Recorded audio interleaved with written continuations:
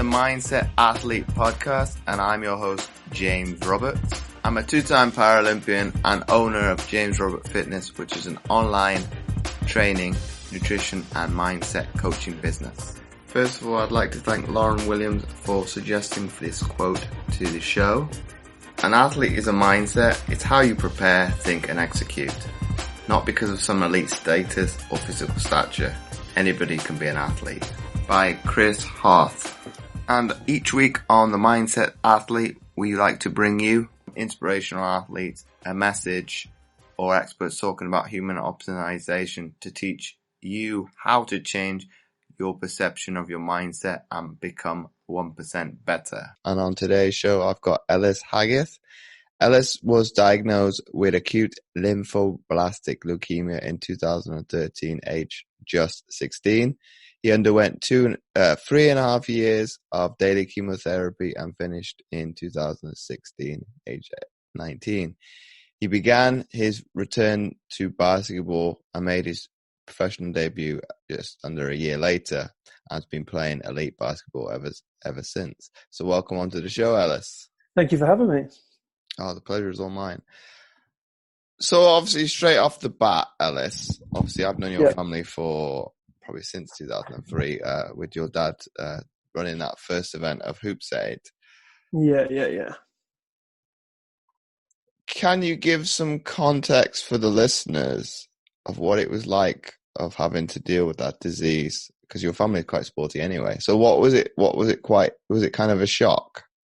Yeah, so I'll take you back to the start, really. So we are there is no cancer within my family. There's no cancer within, any way that we can realize. So to hear that I had cancer or leukemia was a complete shock. We would expect it to be something else. So, it literally came out of the blue. I know with leukemia, it's not hereditary and it's completely random, which I didn't realize, to be honest. I thought, most cancers are hereditary and all that kind of thing. So I went from, being a normal kid, getting ready for my GCSEs, playing basketball every day, playing like all kinds of different sports, really focused, got my head down and looking forward to cracking on for a good summer, after my GCSEs and all that. I was prepared for it. And then within a week, my life got flipped upside down, really. So, with my type of leukemia, it happens really quick. It's not something that sits there.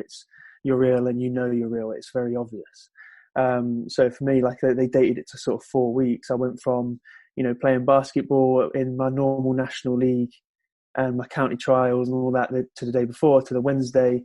We went and got checked up because I was very, very ill. So we went and got checked up, had a blood test. Then on the Thursday, they sent me into the hospital, my local hospital, for more tests, found out all kinds of different problems. And, my liver and spleen were enlarged, all different sort of other issues that came along with it. They then transferred me to Adam Brooks, the Teenage Cancer Trust ward, on the Friday, who then did a bone marrow biopsy. And then they gave me the final diagnosis of leukemia, and you're undergoing 3.5 years of chemotherapy. So I literally went from being a normal kid, worrying about GCSEs, basketball, school, that, to 3 days later being told, you have cancer and you're going to undergo 3.5 years of chemotherapy, and come out at 19. So it was a complete shock, complete surprise. I never expected anything like this to happen, for it to just change almost overnight. It was unbelievable. Were there bleak and dark days in that 3.5 years then? Was there dark days? Oh yeah. There's a ton of ups that I take from it and will remember forever. I had some amazing experiences, met some amazing people.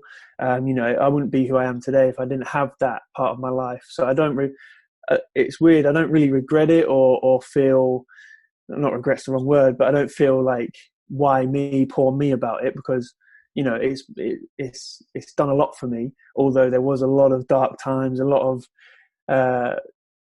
sad moments, as it were. There's some days that you don't know what's going to happen. You might be touch and go with certain things. There's all sorts of different scenarios. Especially at the beginning, first year of the treatment, there was it was test result after test result after test result, and it was constant worry of what's going to happen, what's this, and as you go through the thing, through the entire treatment course, all different. It varies. It changes. What you're focused on and what you're worried about. So yeah, don't get me wrong. There was a ton of downs and a ton of moments where I was, feeling upset, but with everything going on, everything around you, you've got to push through and get through those parts, because there was plenty of fun and plenty of good times, and I feel like I enjoyed it enjoyed my life as much as I could during that time. So yeah. Did you, for those dark days, Ellis, did you ever think you'd just ever step foot back on the basketball court, though? So yeah, this was one of the first sort of obstacles I had to overcome, because when I was diagnosed on the Saturday, they start telling you all this new information. They start telling me about the drugs that I'm going to have to be taking, the chemo, the steroids, all the I was on like 30 tablets a day at one point. It was getting, there's a lot of stuff going in my body. And they have to tell you all the negatives and all the positives that come with these drugs. And one of them, my steroids, it really affects the joints. And so they said to me, just let you know, you have like a 3 in 5 chance of walking properly again, or never walking properly again, or something like that. They just got to give you a heads up. And they said the chances are you'll never play basketball, you never walk straight properly again, let alone play basketball. And that was just something I had to come to terms with. Now, I never truly believed that. I was a very positive kind of person just naturally, and I thought, you know what, there's still 2 in 5 chance that I'll be absolutely fine. So they said that, and I sort of not brushed it off, but I was like, you know what, if that's what it is, that's what it is. Life is more important sometimes than basketball and things like that. So that's just something I'm going to have to come to terms with. And then as my treatment went on, I then started focusing on, rebuilding my body and getting back to sport, because as I went through my treatment, obviously I met a lot of other people during my time on in hospital, and I had a few people that had the same illness as me, but they finished slightly earlier, a few months or a year earlier. So I would see their sort of post-treatment problems, as it were, and they all were having hip replacements, they were all having joint problems. So to me, it was like, oh, this is becoming real.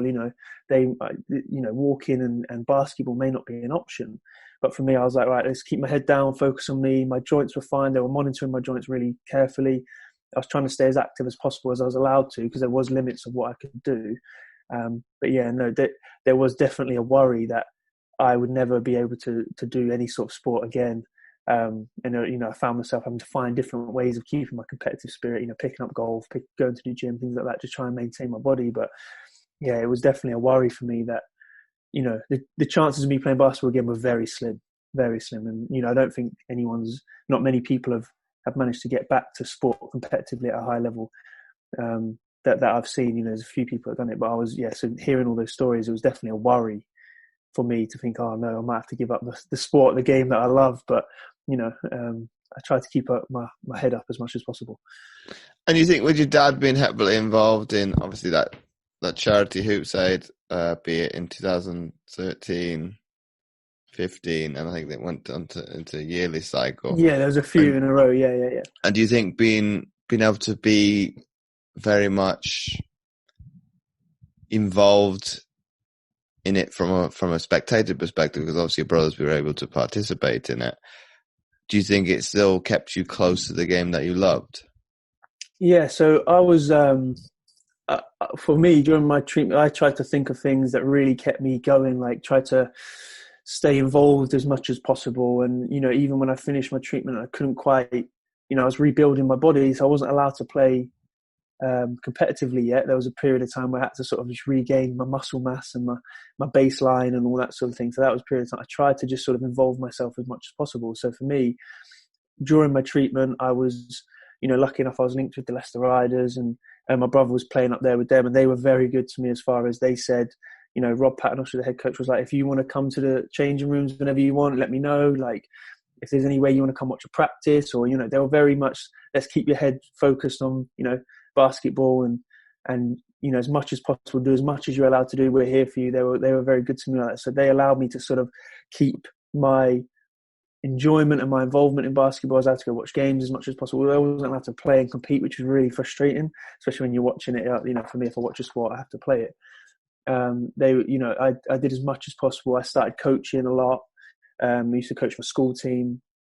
when I was still on treatment, but a bit better. There was a period of time where I was okay and I could sort of get involved. So I used to coach the school team, things like that, just to try and keep my naturally very competitive spirit going. Because I'm a bit of a fidgeter. I can't sit still. So for me, doing a little bit was very important, and I just sort of kept my mind at focus of what was ahead.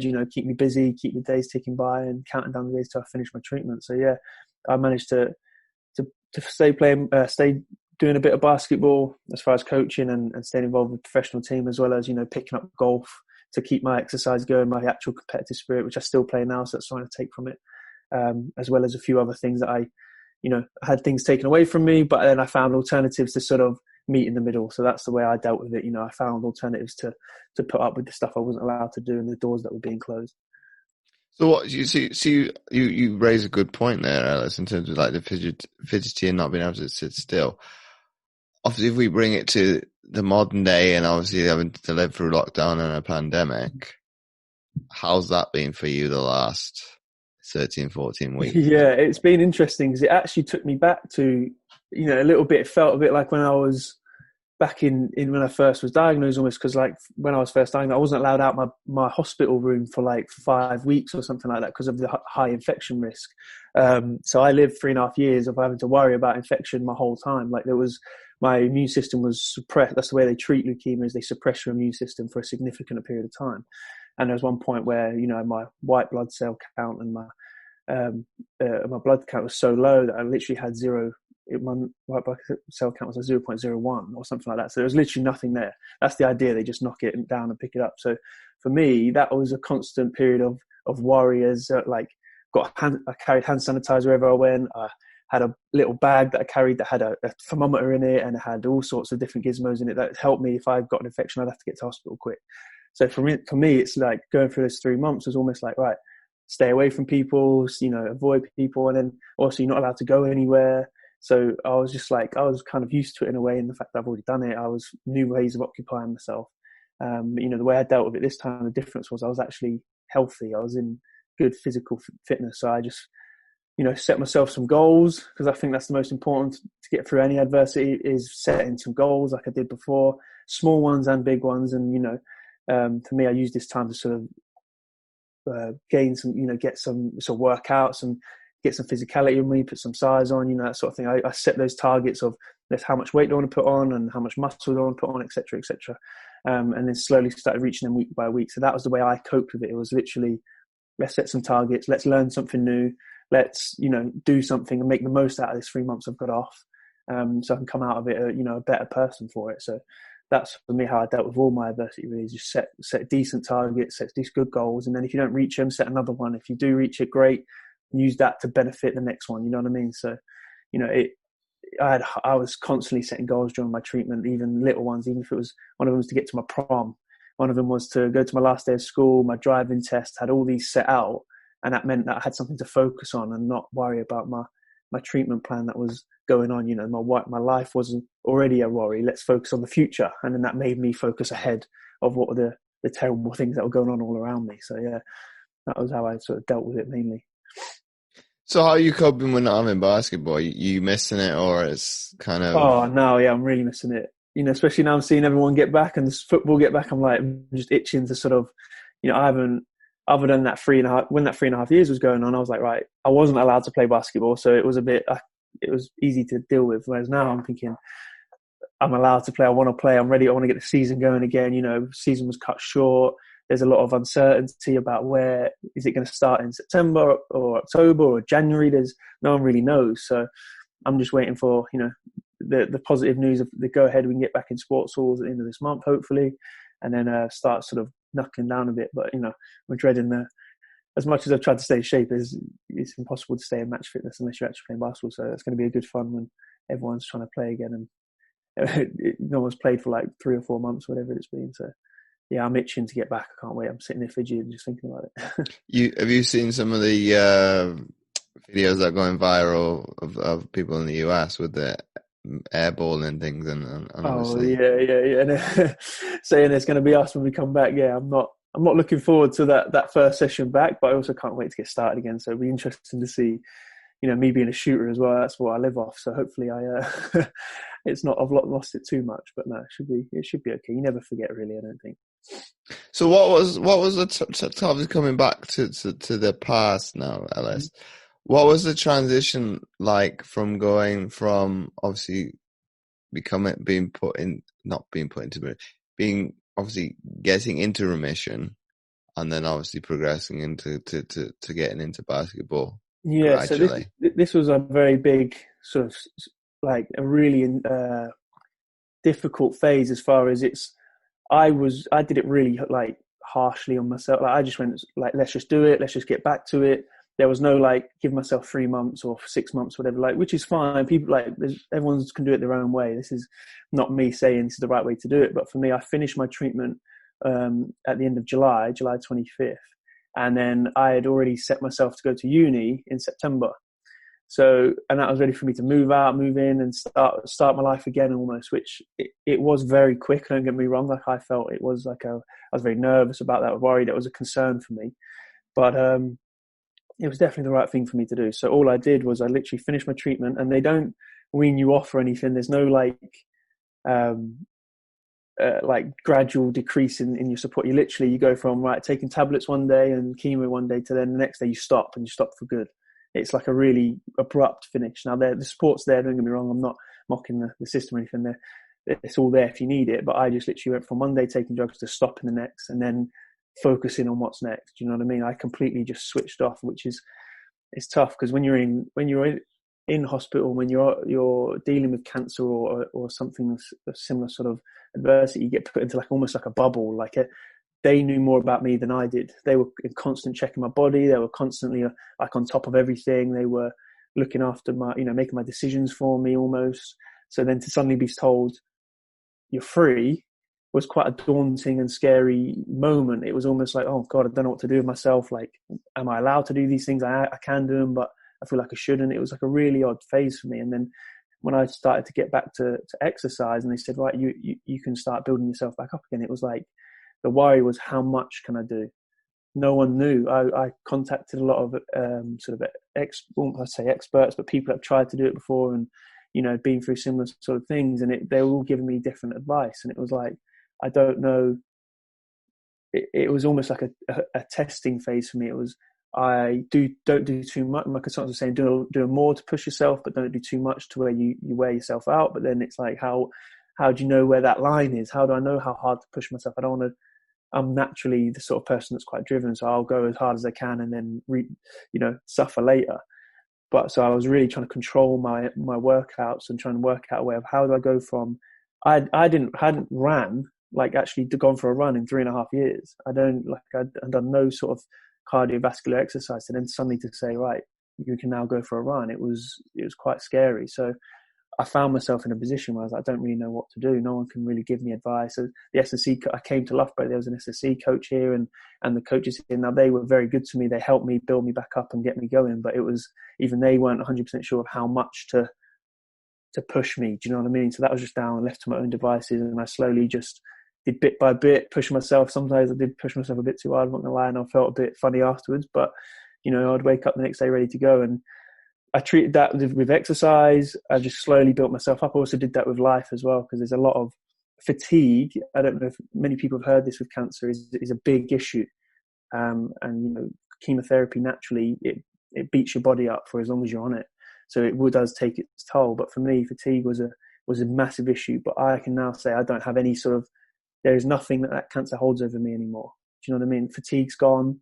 My joints are fine. My veins are back to normal, which are all big issues in the cancer industry, as it were. But yeah, I took it as I'm out of shape for life. I can't deal with life at the minute. I've lived a very mollycoddled and cuddled life. It's time to now build myself back up and get back into it. So for me, I started off, I didn't do a full uni schedule. I did half days, one lecture here, one lecture there. My uni were very good and they understood and gave me support and things like that. But yeah, I was doing one lecture here, one lecture there, and I'd get up, go to the lecture, come home and go back to bed for 2-3 hours. It was like that sort of intense. And then by Christmas I was doing half days, and then by the end of the year I was doing my full week schedule, and it naturally build it up. But I feel like people, not everyone there is problems with it, but a lot of people make excuses for things that are natural. Like a normal person would get tired at the end of a week. A normal person would go through their whole day's work and be absolutely knackered. That's just the way we are. But because I had cancer, I was told I'm tired after doing a day's worth of uni. They say, it must be because of fatigue. And I'm like, and then I immediately was like, oh, okay, that makes sense. It makes so much sense. But actually, when you think about it, is it that, or is it just I'm back to normal and I'm allowed to be tired sometimes? You know what I mean? So I sort of took that approach to it, and I was very much, right, let's just get on with life. Let's understand some things I can't do, but at the end of the day, I'm going to be able to do them in a few months' time. Just give myself some time, patience, and do it at my speed, which is obviously different to everyone else. So yeah, I naturally just took my step by step, set myself goals again, and said I'm going to be doing this by Christmas. I'm going to start going clubbing by this. These little things, like minor to most people, but to me they were big steps. I hadn't gone clubbing or gone to a nightclub since I was 18. I wasn't allowed to go. So I got to uni, and the first time I ever went out was at uni. So that was a big step. I just took it little thing by little thing, and then slowly by a year's time, I was completely back to normal. I'm playing basketball again fully. It was quite quick, to be honest.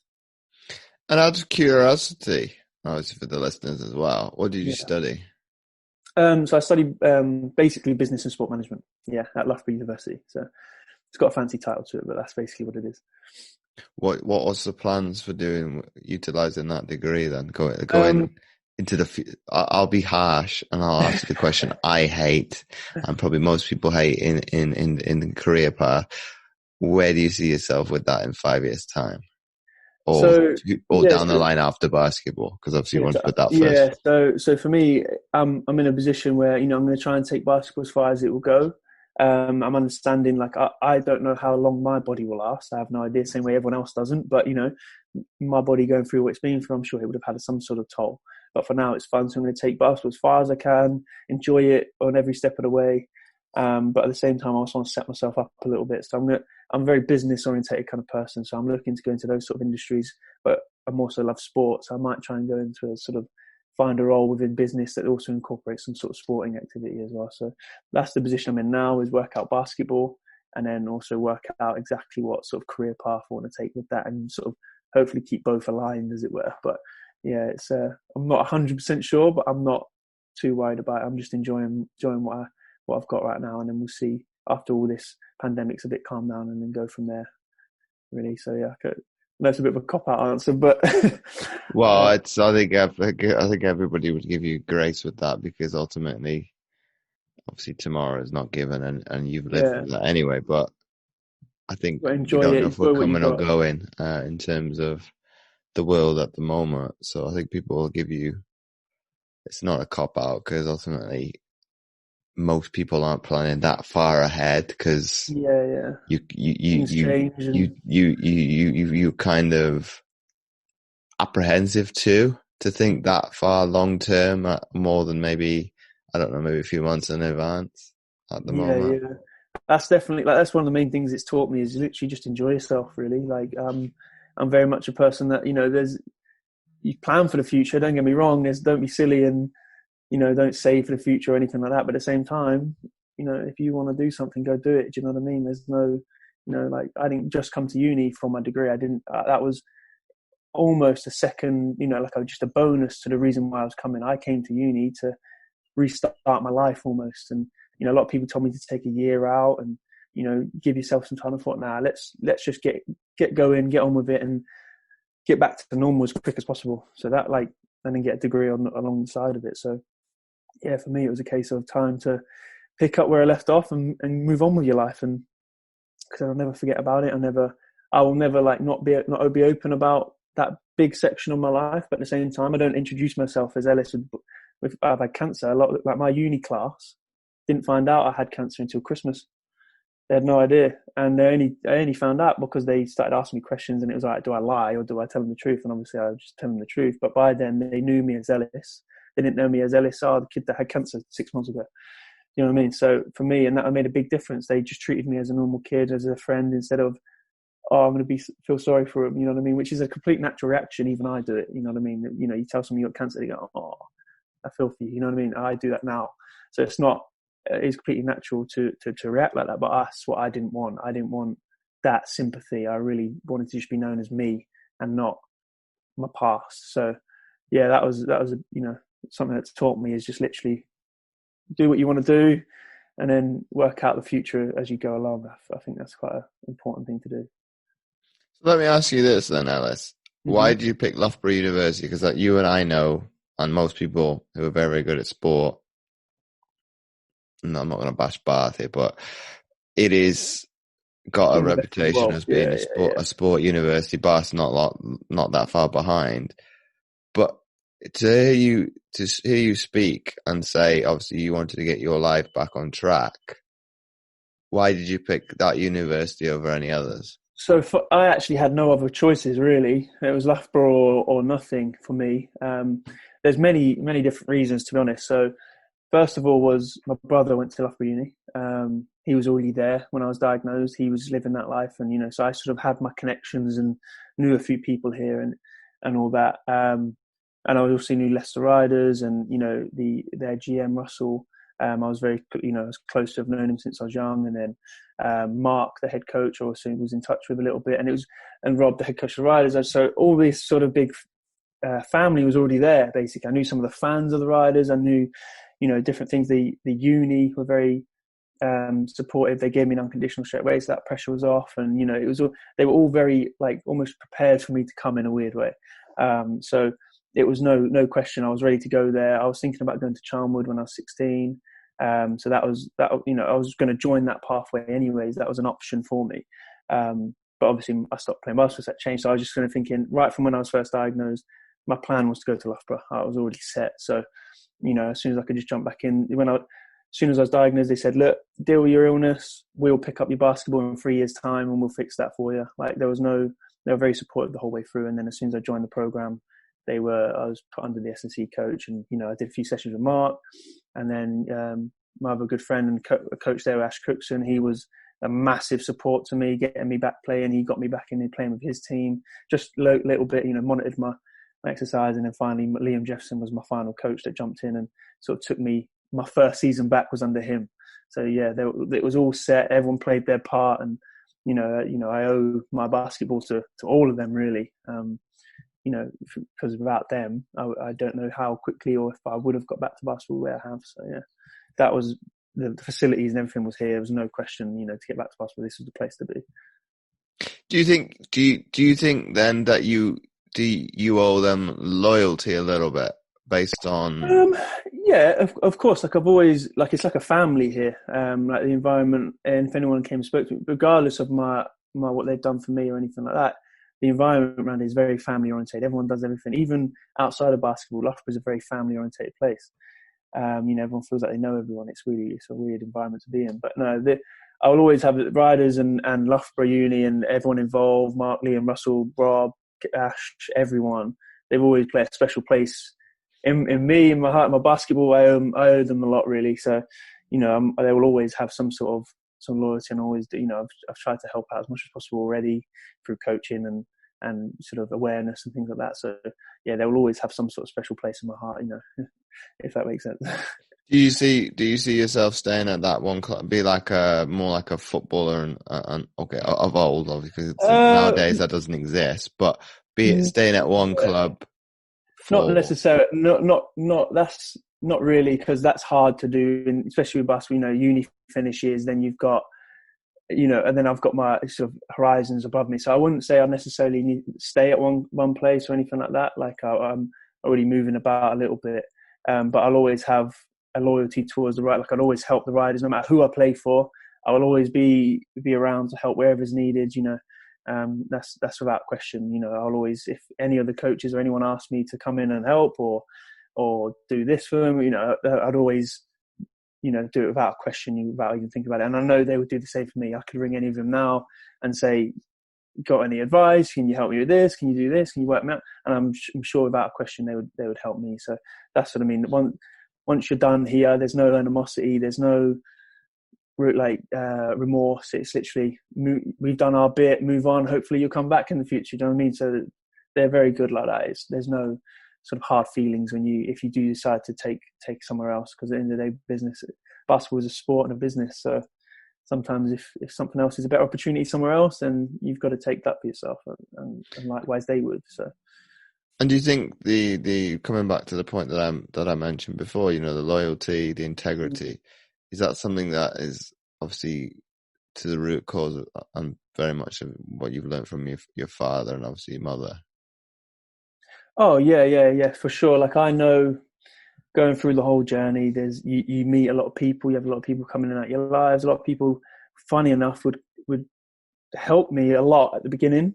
Would text me a lot, asking if I'm okay and all that. And as soon as I'm fine again, or a little bit, not even finished treatment, as soon as I was a bit out of the worst bit, they disappeared. And it was like, what was the reason? Were you being there for me? Was it because it was for you, for me? And people do things for themselves, which sounds, a lot of this sounds strange to a lot of people, but people will come in and out your life for themselves. Check up on you just so they can say they've done it. Do you know what I mean? It sounds horrible to say, and people might not be doing it intentionally. That isn't a dig at anyone. It's just a case of sometimes people do that. So for me, it really highlighted who my true friends were, brought my family really close together, brought, people, a lot of people stepped up. I had so many people I did not expect to be as good as they were, really step up and make a big toll in my life and real difference to me physically, mentally, because all these challenges were coming, and they really helped me take pressure off. A lot of the schools and people involved in my teams and all that really took pressure off. So yeah, I was shown a lot of loyalty, as well as time for me to show my loyalty as well. So, and that doesn't have to be shown in necessarily staying in one place or staying in contact as much as you want. It's just a case of they know I'm here when they need it, and likewise I know they're there when they need me, or when I need them. So yeah, that for me is what this loyalty is all about. You don't need to necessarily be in touch with them 24/7, but when crisis hits, who will step up and help you. And then obviously coming back to the of you now being in elite basketball, did you think in your wildest dreams you'd ever get to that, being from where you were 3.5 years ago? So for me, it was like, I had the dreams of playing professional basketball when I was a kid, as most young athletes have their professional dream. And I was put on a position where they were telling me all these things about me and the possibility of me not walking and all this sort of stuff. And for me, I was just grateful to be able to pick a basketball back up again, to be honest. Whether that be just shooting around on my own to local league level or anything, just to really be able to compete again was sort of the goal. And then as I started building myself up, and after my first season went by and all this sort of stuff, and I started feeling good, and it all just started flowing back a little bit, and my body started feeling stronger, and I wasn't as fatigued as all the time, and I could then set new goals, and I was like, oh wait, I can actually still play a little bit. I might have taken 4 years, I went 4 years or whatever it was, 3.5 years without touching a basketball. I was thinking, oh, it's not going to be there. I have no hope. But actually, once I got into it, it started flowing back. My mind was still focused on the game. My IQ was still there. It was just a case of catching my body up now. It was a weird sensation. My mind was thinking one thing, but my body couldn't do it. It was really odd. Like, I couldn't keep up. But then slowly, as my body got stronger and stronger, I started competing, and I was playing in the second team, my first sort of half a year. And then, I arrived, and I thought, I'm going to make this team. And then I got cut, and then I wasn't quite there. I wasn't even on the second team level. I got cut below. And I was like, oh God, that was another hit. And I was like, no, this is all right. This is just a stepping stone. I was playing at that level, getting good minutes and things like that. And then by Christmas, so a couple of months, he then brought me back up and was like, all right, you're ready to go. And then he stuck with me and was coaching. This was Liam. He was sort of coaching me through it, like sort of almost on a personal basis. He would pull me aside and help me out. And by the end of that year, I was ready to go, and made a debut for the Riders, and it was all like it just sort of clicked into gear, and it kept going and going and building strength by strength. And then by the end of that year, Mark, the first team coach, was like, right, yeah, you're coming in. And then I was in pre-season ready to go. So it was literally this space of a year. I just was caught up in a rapid time. I was not expecting. I had no idea. I thought it'd take me 2-3 years to get to any sort of decent level, but actually it took me 3, 4, 5, 6 months of playing competitive basketball for it all to sort of funnel back in. I was shocked it was that quick, but with all the S&C and all that, my body did catch up pretty quickly. And to be honest, it still is catching up, but it's at a level now where I can compete and enjoy my basketball at a high level, which was amazing, really. And it just keeps me optimistic about what's coming next in the future if I keep going the way I'm going. Do you know what I mean? And do you think having overcome adversity as you have done has set you up nicely to deal with the professionalism of basketball? Because obviously 100%. that's nothing compared to life. Yeah, professional sport, elite level sport, sport in general, to be honest, is pretty brutal. If you play at an adult level, above sort of the fun leagues, you're going to be facing some sort of disappointment, some sort of adversity. And it could be any level. It could be losing a cup final. It could be getting cut from a team. It could be not playing in as many minutes as you want, or anything like that. Which in my journey I had to face a lot of. There was tons of, I had to sort of earn my stripes, as it were. So for me, it was having been, learning how to deal with the adversity in the past. And that is, I do think it's a skill almost to sort of understand that, this is not good at the moment, but there, you've got to be strong through it and build you through it. And as I went through my treatment, I got much better and better at that. There was things would come and I'd be like, oh, that's not good. But then, wait, hold on, calm down, focus. What can we do to fix it? So for me, it was a case of take the adversity on, don't let it define you, and you've got to then work out a way of overcoming it. Because for me, like, every negative has a positive, you just have to find it somewhere. And for me, it was a case of, right, what's the problem? How are we going to fix it? Not what's the problem? Poor me. This is my problem, and telling everyone that. It was, right, let's fix it. When I was diagnosed, I was sat down, he told me, this is what you've got, this is your treatment plan, have you got any questions? I said, not really. When do we start? And then that was it. It was, this is the problem, this is how we're going to fix it, and when are we going to start fixing it? That was literally there was no tears involved when I was diagnosed. It was really a weird situation. It was like really abrupt, and it was like, if you have any questions, let me know. But I didn't. It was, this is the problem, let's go fix it. Do you think that's because of an athletic mindset that you have? And to give some context to others, do you think because you're thinking more on logic versus emotion, you're obviously more, let's get to the outcome and the result. Yeah, see, this is the interest. So my consultants and nurses and people that are closely involved in my treatment were very interested in my approach. My approach to the whole thing was completely different to anyone they've ever seen. I was very weirdly optimistic. Like, they'd come and give me something, I'd thank them for it. They would tell me, this is, you have a 1 in so chance of this happening. I'd be like, all right then, but it probably won't. You know what I mean? Like, it was, everyone would comment on it, and that was just a natural thing for me. Which is obviously just a natural, like, that wasn't just sport that helped that. But for me, definitely, because I grew up playing sport and I was playing to quite a high level before my illness, and I've been training every day. I had quite not brutal coaches, but coaches that taught you to be thick-skinned and don't be too soft almost, which is quite a hard thing to do. But that really did show me that you've got to push through certain things and you've got to fight for it, and you've got to set yourself targets. That was a sporting mentality that was taking me from this is what I want in sport, this is what my targets are. I want to be when you're kids, you want to be an NBA player, you want to be a professional athlete, you want this, and you got all these big, you want to go to America, all these big dreams, and that's what most kids have, and that's what you've got to really keep going. Is although basketball was taken away from me, I've then got to think, right, what do I want? What do I want out of life? Do you know what I mean? That was again naturally from my athletic point of view, and throughout my treatment, I was always trying to stay as fit as possible. I was on the exercise bike that they said was never used. There's an exercise bike in the hospital. It's never used. I was the first person. It was open a year, and then no one touched it, and I was like, why not? I'm being told what to do to fix it. I said to them, what will benefit me? And they said, a little bit of exercise, keep moving, take your drugs. Because funny enough, getting teenagers and people to take to drugs is apparently a really difficult thing to do, which I was absolutely shocked at. Like, I never missed a tablet. I was very regimented with my life. They had to measure my water intake, so I marked down every cup of water I had on a bit of paper, so they knew exactly what was going in and out of my body. It was very structured, and that was, I think, solely from my basketball. I was told something and I went out and did it. Do you know what I mean? which is even they were shocked at how structured they were. They had a physio come into my room. I asked for a physio to come and help me out with some bed exercises and things like that. So, that really helped me structure my life.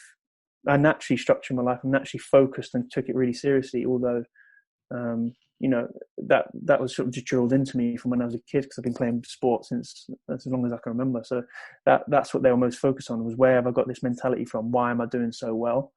Because I did I did breeze through it as much as possible. I didn't really have too many complications as far as, reacting to drugs or anything to do with my Hickman line that I had in my chest or anything like that. It was, I managed to sort of breeze through it. And I'm a strong believer of a mind over matter. For me, if your mind has so much control over your body, I think that if you are negative about it, then, it can have negative effects on your body. And that's just something that I believe in. If you stay positive, and you can get more positive results. It's like sending positive messages out to the air almost. So that's what I have a strong belief in that. And I think that's part of the reason why I did so well, was I was very positive about the whole situation.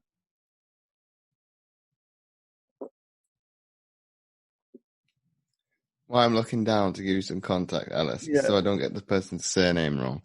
And to give some context, obviously, what you said, and to be able to relate it back to another episode I did with, obviously, Plymouth Raiders, what's his job title? Sports therapist, Elliot Cockrell. Mm-hmm. Yeah. What he was relating to when he worked with, obviously, his guys down there in the Southeast, who you've gone up against over the season, up until lockdown.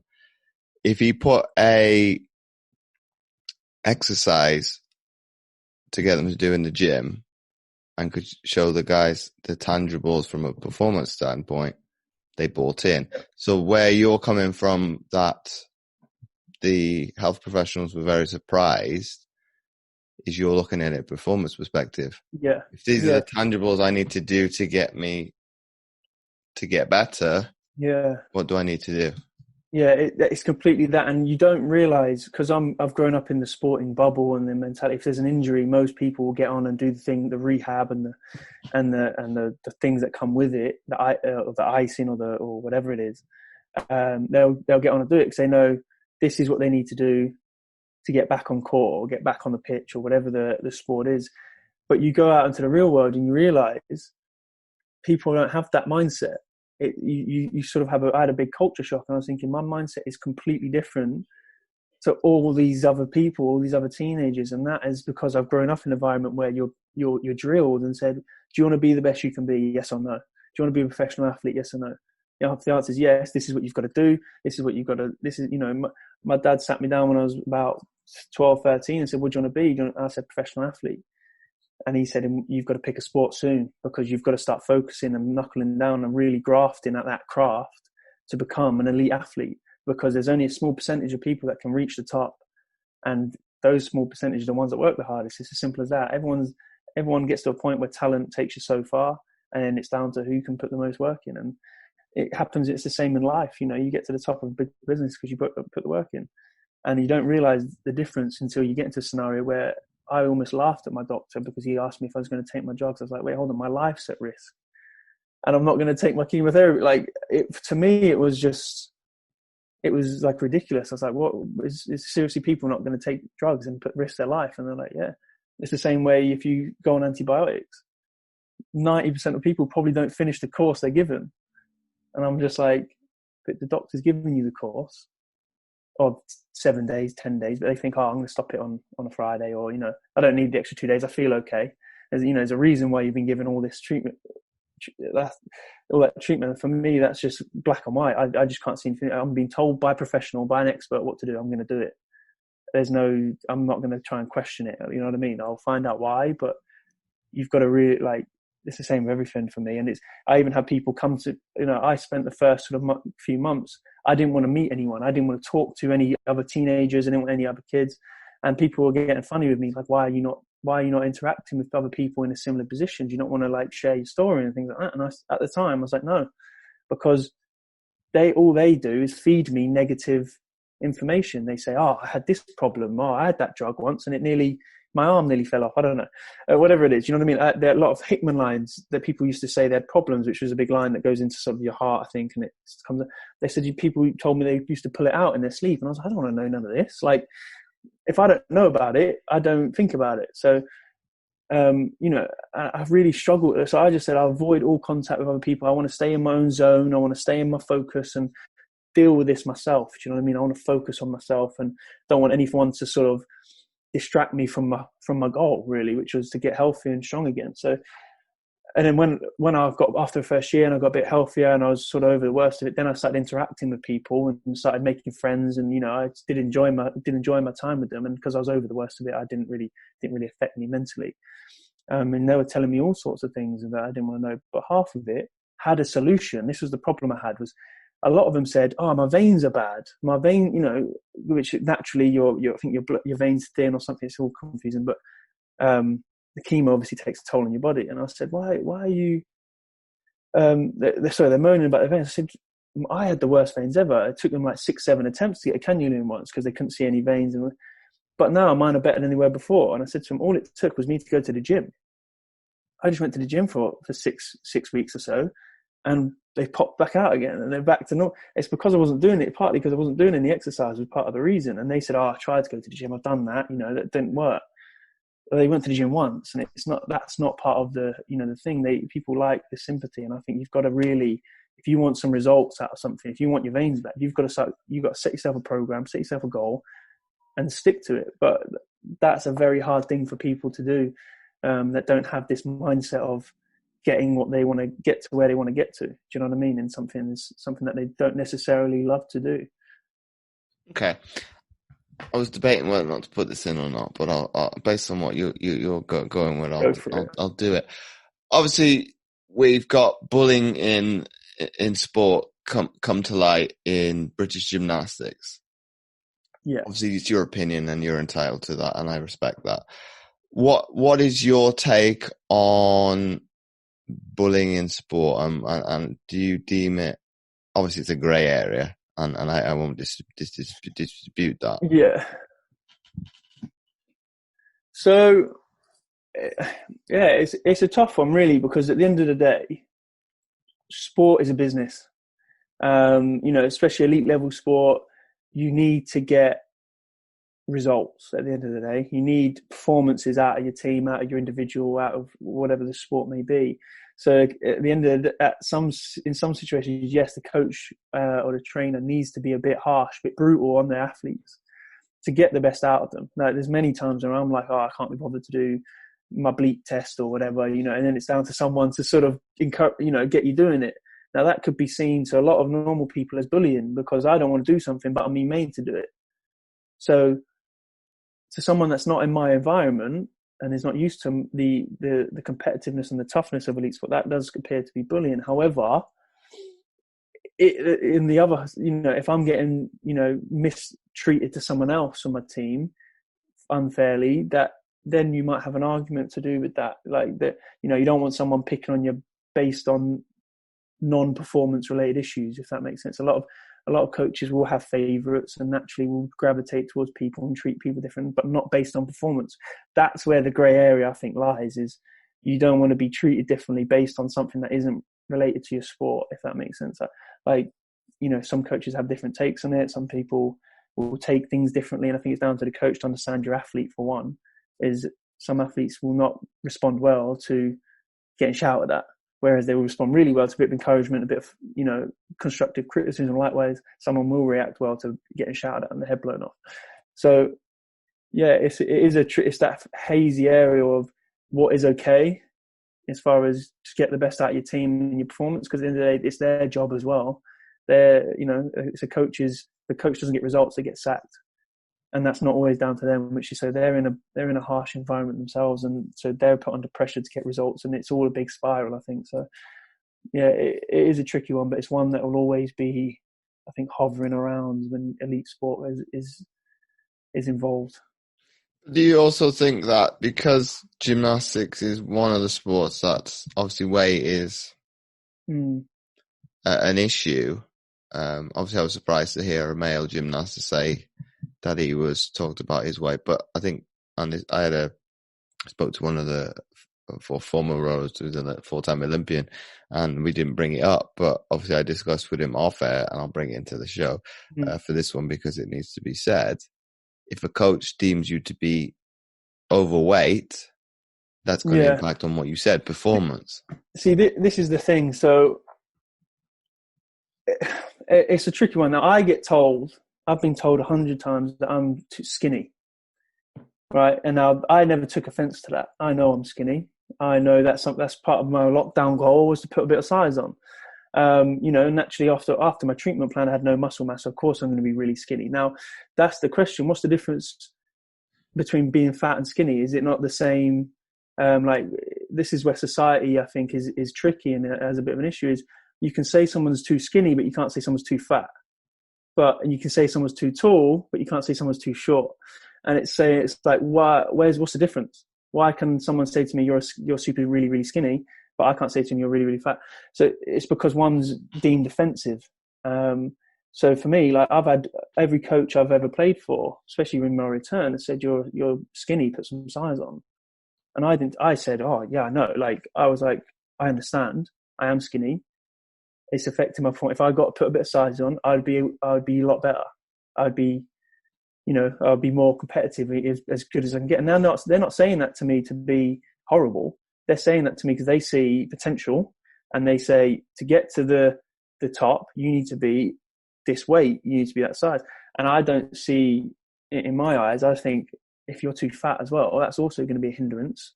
So what's wrong with saying lose a bit of weight to get to your ideal weight to perform? So for me, I think if you're going to take offense to being fat, then fair enough, that's on you. But at the same time, it happens both ways. Like, it's not because they're fat, it's because the coach might want the best out of them. You know what I mean? Well, I agree with you in that sentiment, Ellis. So I think sport's probably jumping on the bandwagon of society now, which is probably wrong. Yeah. And I think we're 100%. Both entitled to our opinion, because ultimately it's lived in a bubble for so long that it's probably trying to come under the scrutiny of society based on Black Lives Matter, bullying. Cycling had their issue with bullying a few years ago. I think because of obviously all the animosity that's going around the world, I'm not surprised that it's come out. Yeah. Obviously, I said this on the previous show with God, the name's completely gone. It'll come back to me. Yeah. Based on that and my experiences, I've probably been on the receiving end of, and the coach actually spoke to teammates.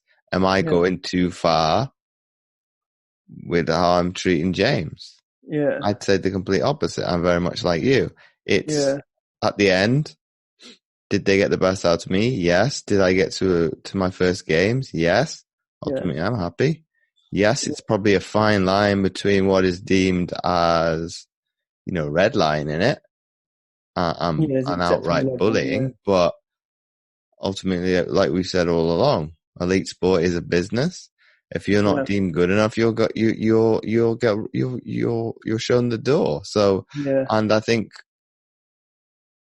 obviously everybody coming in the first instance is very naive if they don't think it is a business.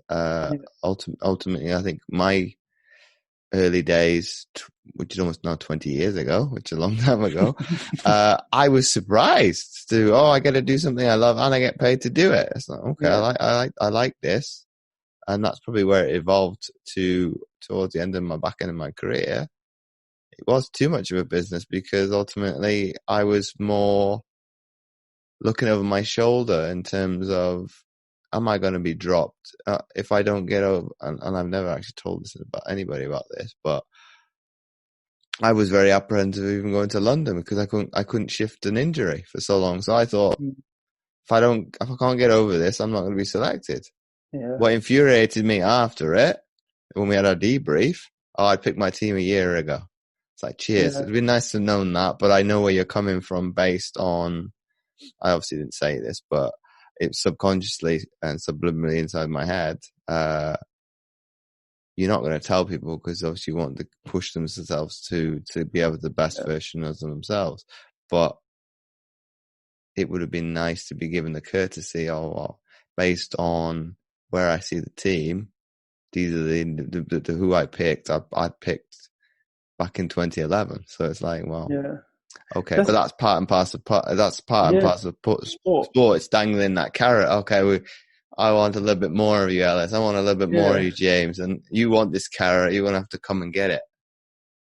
Yes, it's the same thing. It's like you said, you had an injury and you were judged partly on an injury. Like a coach will see someone with a dodgy knee and be like, that might be a problem. Do you know what I mean? Likewise, if you're overweight or underweight or too short or too tall, like it's the same in basketball. Basketball's a classic example. Like if you've got the same player and they're both as good as each other, both same athleticism, same everything, but one's 4 inches taller, you're probably going to pick the taller one because it's going to benefit your sport and it's going to benefit him in basketball. Likewise, if you're a jockey and you're exactly the same, you're going to pick the short one.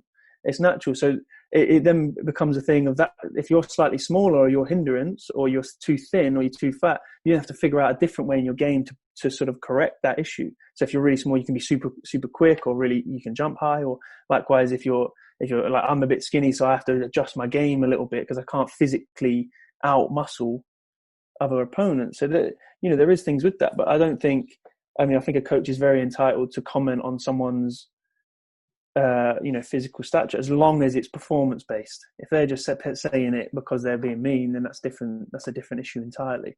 But if they've got a reason as to say, I know you doing X, Y, and Z, you losing, gaining, anything that can be affected will affect your performance. Well, you can go a step further than that.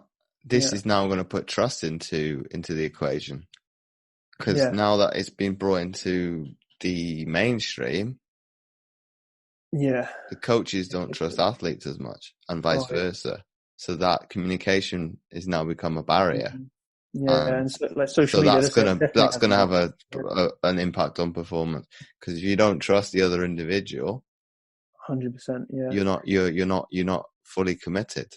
Both ways. Same with social media and everything coming in. It's like, one, that's it exposes a lot, and two, it's like it brings society and professional sport a bit closer together, because society can have more of a say.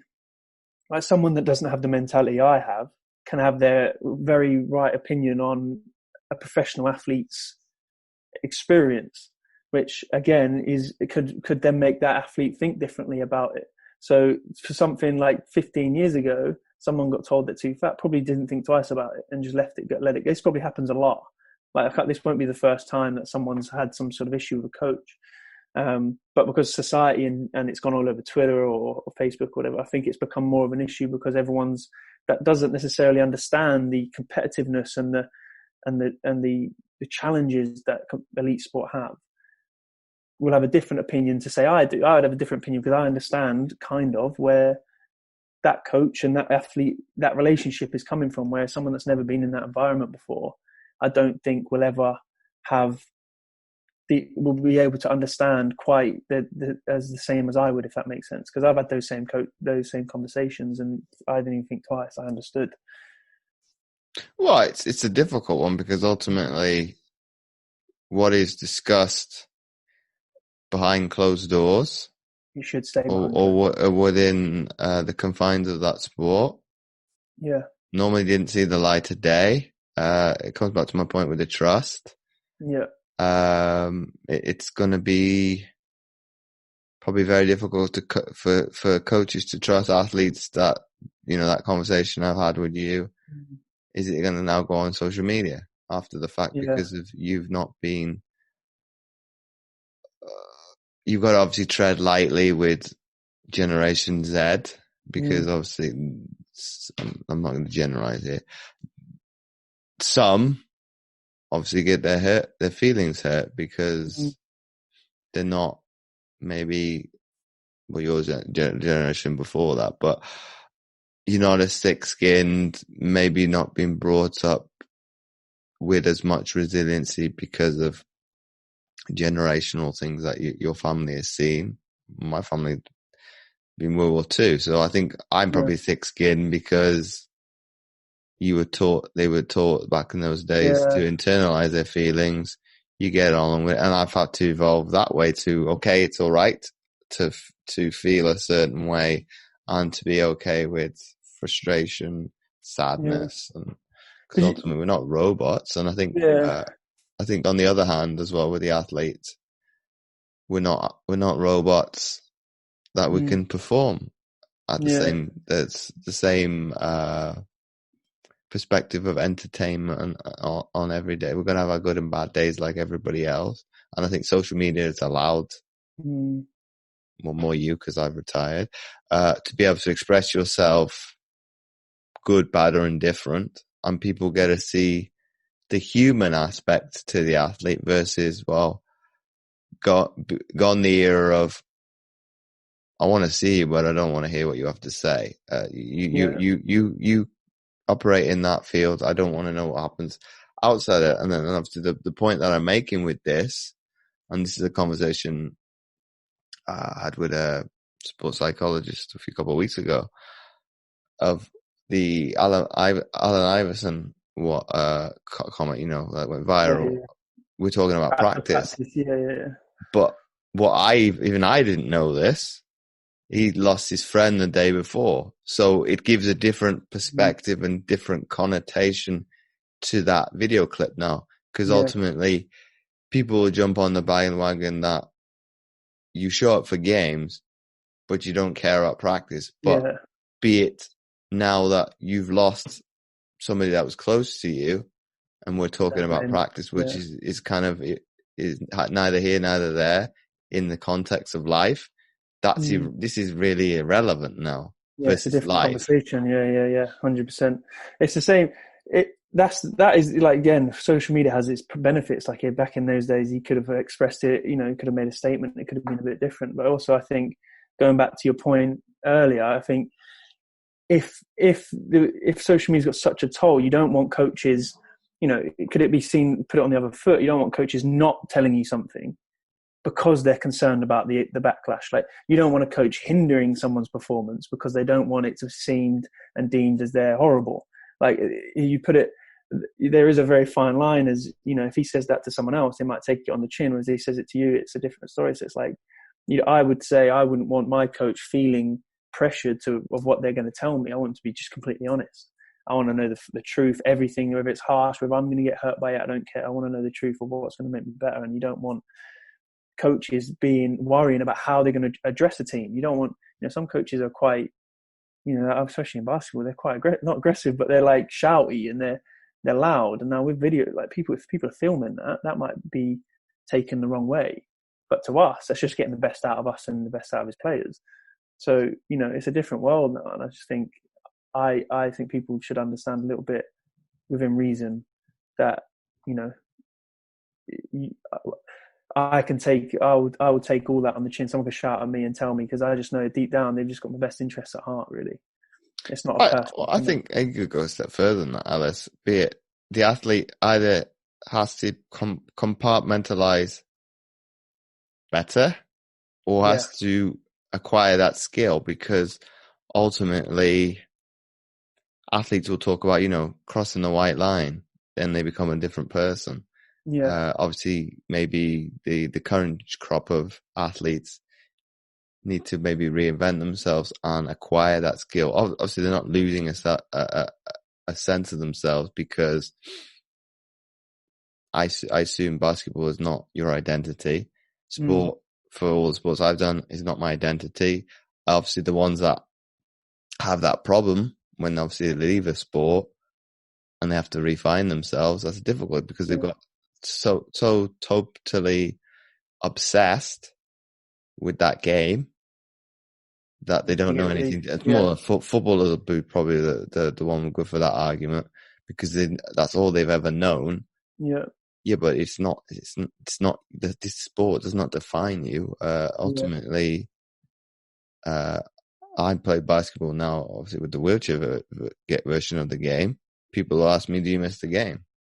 No, obviously mm, you're the other side of the pendulum that you are, but I may probably be able to separate myself from the sport, because ultimately what we really all miss is the people, and obviously having a proper conversation, proper game, testing ourselves against those individuals. That's what we miss. We miss the social interaction. Yeah, So 100%. it's giving the people, well, you need to compartmentalize between you as the athlete and you outside of sport, but it's still the same person, and you're able to take criticism, because ultimately that's what it is, positive criticism at the end of the day, because like you say, it's coming back to making you better. And you obviously got to take the ego away, because that's what's probably stopping you taking it on the chin. And because coaches would say to me back in the day, which James is going to turn up? I never took that offensively. No. It's a point. It's like, well, that's a good question. Don't know. Which is, for me, to probably be a little bit better as to, well, which area of stimulus do I need to get into to get the best out of myself? They know what you need to bring. Yeah, that normally the coaches have been there, done that, and they know what is required to get. Loads of coaches know how to push my buttons. Obviously, with basketball now, my head coach has been there and done it as well. So he said to me point blank, I can push your buttons, James, because you're not going to push back. You've been at the highest end of sports like I have. I know you mentally can take it. Yeah. Should I have to take some of those things? Yes. No, maybe. Depends on where you're at. I think emotionally. Yeah, that's a very good point as well, is the fact that when I think a lot of these conversations get sprung about is because your role in a team, especially in team sports, is different. So, I've been in hundreds of teams over my career so far, and it's some teams I'm the almost the star player, the role player, the main guy, and in other teams I've been the bottom of the crop. And now with those two different roles, is your expectations of what you bring is different, and two, how the coach can interact with you changes. So one, they will call you out for things that they might not call out the lesser players for, because they're trying to set an example and they're trying to use you because they know you're at a certain level, you can take it and all that kind of stuff. So they use you to almost have a go at someone else. I've had that before. As well as, they might also come to you for advice in certain situations. They might say, what do you think about X, Y, Z? Which they wouldn't do with the rest. So it comes with both the pros and cons of that elite sport. So I think a lot of people don't understand that if you're the best in your team, you will be treated differently, both good and bad, because they're trying to use you to bring the best out of their team, both on and off the court. So that might be them shouting at you for not touching a line when the whole team has not touched a line, for instance, or something petty and small, but because they're using you to call out the whole squad, and which some people might say is unfair, but I think that's just part and parcel of being the captain, being the star player, you've got to lead by example to get the best out of your team. You have to hold people accountable. Well, I think it also creates the culture. It's a culture of the coach doesn't have to. The coach then doesn't have to do it. It'll be play it, and I've seen that with our club, how it's evolved. Players will call out each other now. It's not the coach doesn't have to say anything. It's like, this is not acceptable, because obviously you wouldn't do that in a game. You're not doing it in practice. Yeah, I feel like people would be. I would love for like normal people that aren't involved in sport to come and watch one of our practices or anything like that, because they wouldn't understand how like heated it gets, how competitive it gets. Like, we get people almost wanting to sort of square up to each other because they're going at each other so hard in practice. But then as soon as the whistle goes and practice over, high five, shake hands, cool, let's go out, let's go let's go get some food or whatever. You know what I mean? So for us, it's literally what happens on the court stays on the court. On the court, I could be on the opposite team to my best mate and I will go at him. I'll almost hate him for those 5 minutes, 10 minutes. But as soon as it's done, cool, we're good to go. We're fine. I think that's what's good about us, is there's no grudges. You understand we're competing. We will go at each other, go into each other, fight each other on the court almost. And then as soon as it's done, we're back to normal. It's the same with opponents. Like when I was ill, I had my opponents texting me saying, "Hope you're okay. Like get well." Like, you know, and I played them 2 days ago. We beat them, and then they're saying, "Oh, I wish you all the best." You know what I mean? So there's no, you know, there's a sort of mutual respect in basketball. And I think that's what other sports and people need to, you know, sort of see almost, because it's actually, even I'm like, bloody hell, we were going at each other that hard and we hated each other. You did some dirty moves, and then afterwards, oh, we're friends again. I'm living with you. You know what I mean? It's a really weird environment that's not many people, I don't think, would understand unless you see it. Well, I think it's the common goal in terms of, you know, the trajectory, the target, the outcome, the result, whatever you want to call it. Everybody's got the common aim as everybody wants to get the same place. Yeah. That's 100%. Like we're trying to bring the best out of each other to get the win, to get the title. We're focusing on the weekend. A lot of the time we will pretend to be someone else and the other opposing team to scout them. And yeah, you go at each other and make each other better. That's part of a team sport, I think. But I think that could be seen as almost, I wouldn't say bullying, but, you know, people wouldn't like it. You know, if my parents came and watched, they would hate to see how hard we go at each other. Do you know what I mean? It's like, it's quite intense. But yeah, it's hard to realize. You turn up on a Saturday and you see everyone compete, but you don't understand the work and the week that's gone into that performance. Well, I think it's the willingness to give, because I know people that don't do sport themselves that do listen to the show. I talk a good game when I go on other shows about, you know, being comfortable and being uncomfortable. But I think for the athlete themselves, we're thereabouts most of the time anyway. You're always it's a given. I have to go into the uncomfortable, but that's how I improve. Yeah, you, literally, as an athlete, you, like you said, is you hit it on the head. You have to put yourself in positions that you haven't been in before, whether that be a small change or a big change. Like you have to adapt and you have to be more versatile. Otherwise, you get left behind almost. So for me, I'm constantly, especially when I was coming back to sport, I was in an uncomfortable position 90% of the time I was playing basketball, because it was something new coming at me all the time, and you have to just adapt. You have to be resilient and push through. You know, and that's almost like a bit of mini adversity. You know, something happens, and you then have to get over that and get through it and learn from it. You know, whether it be lifting weights, whether it be losing, winning. You know, you've got to keep a level head and not get too up, not get too down, and push through. Obviously, now we're, I think, 1 hour 20 of the show, and obviously don't want to take too much of your day away. All the time in the world. My penultimate question for you then is: if you had to sit down with any athlete or coach, for that matter, dead or alive, who would that be and why? One athlete. There's a few, but I'm going to have to say Michael Jordan, probably. I know that's probably a pretty common answer, but partly because of my sport. Another one would be like Roger Federer or someone on those lines, because they're very similar. It's, you know, watching The Last Dance, I'm sure everyone's seen it, everyone's loved that. But you see, and this actually links with the bullying, to be fair, you see how horrible Michael Jordan is to his teammates. He is, you know, on the court, he's saying all sorts of rubbish to them. He's calling them out for mistakes. He's making them, you know, almost fight each other.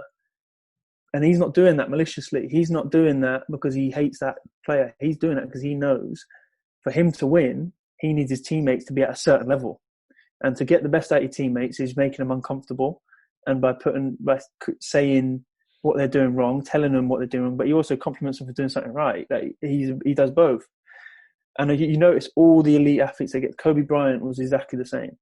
You watch things like him, he would talk the most rubbish to you on the court. He would do it to his teammates. He'd do it to everyone. They all do it. And that's because they know what it takes to get to the top. They know how brutal and how harsh the industry is.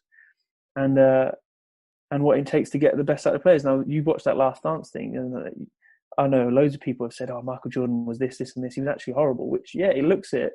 He came across quite harsh and quite horrible, but actually he didn't mean none of it personally. That was not a personal dig at anyone. It was a case of, I need him to be the best, and this is how I'm going to get the best out of him.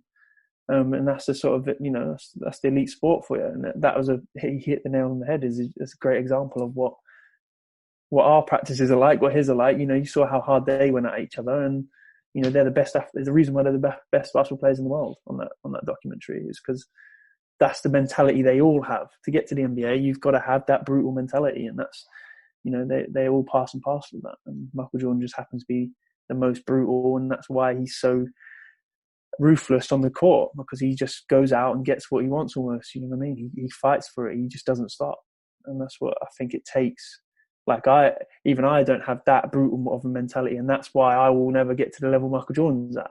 That's part of it. Mindset is the most important part of sport. If you can get in someone's head, you can affect their basketball or affect their football or whatever sport may be. So, and he was the best at it. Naturally, you walk into a court and you think he's the best. You know what I mean? And my last question before we wrap up the episode is, if you had to summarize now what we've been speaking about into one sentence for people to take away, what would that be? One sentence, there's a few. One that I always live by really is, everyone will face adversity at some point in your life. If they've not already had it, or they will have it, naturally, no matter what level it may be, it might be as hard as cancer or death or something along those lines, or it might be something small like a failed test result or a loss of basketball. But yeah, so everyone will face adversity in their life, but it's just how do you deal with it, which is what defines you.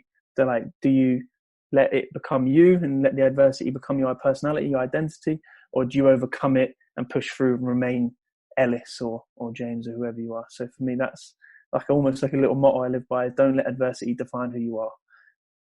Make sure you are you, and then adversity comes and goes throughout your whole life. I'll have many more pieces of adversity come in my life, and I also have many up and joy points in my life as well. So it's just, staying level, staying Ellis, and then letting the good and the bad come and go as I move through life. You know what I mean? As deep as that sounds.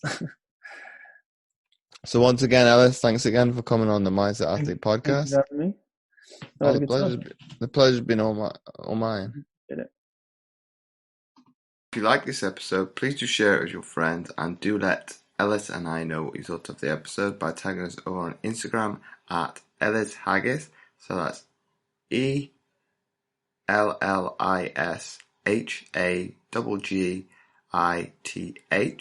and as usual at James O. Roberts 11. And again, I'll spell that out for you. That's JAMES, the letter O, ROBERTS, and the number 11. And again, you can do the same on Twitter and Facebook. And in addition, if you had any follow-up question, don't hesitate to shoot them over as well. And finally, don't forget to check his Instagram out. And I'll say that again, it's Ellis Haggith. So that's ELLISHAGGITH. And as always, do check out my free content at fitamputee.co.uk and click on the tab Resources. But not forgetting, I've also started a new Facebook group, and no longer new, especially for the podcast, which you can find by typing in The Mindset Athlete. And last but not least, and not forgetting, I've also rebranded my other Facebook group to AIM 24/7 Fat Loss Support Group. So come check that out and join the AIM tribe. The links will be in the description. You can find all the show notes at mindsetgame.libsyn.com under the category General. So once again, thanks for listening, and I'll catch you next week for another episode of the Mindset Athlete Podcast.